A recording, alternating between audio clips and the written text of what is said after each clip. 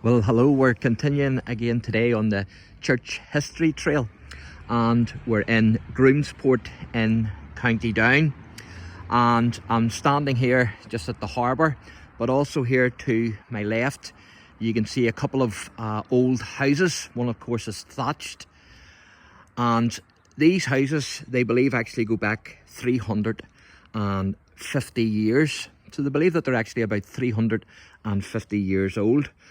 They're the pair of fishermen's cottages, and legend has it that there was a blacksmith's forge on this site during the time of Marshal Schomburg, whenever he landed here in Groomsport in 1689 to lead King William's forces in the Irish campaign. Of course, Schomburg would go on to be killed at the Battle of the Boyne in 1690. Now, these cottages were lived in actually up until the 1950s, believe it or believe it not. And one is a heritage cottage, and that's this one here. I've been in actually these cottages, and it's, if any of you have ever been to the Ulster Magan Folk Park, the cottage is a bit like that there.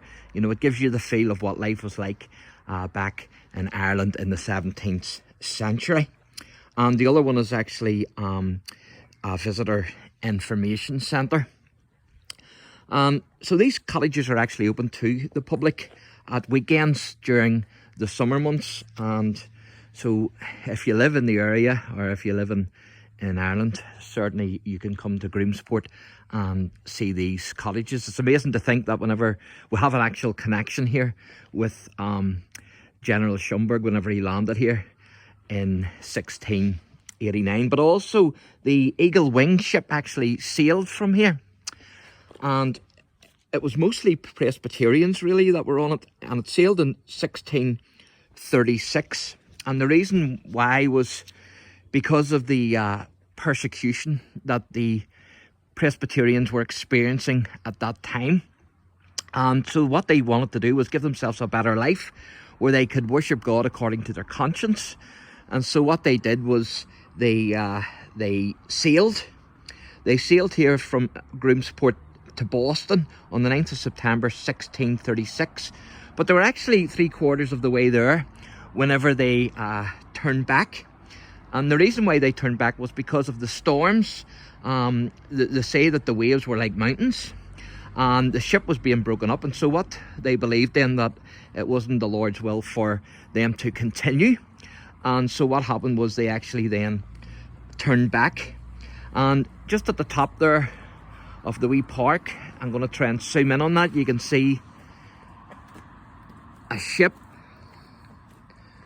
and that's a wee model, of course, of the Eagle Wing.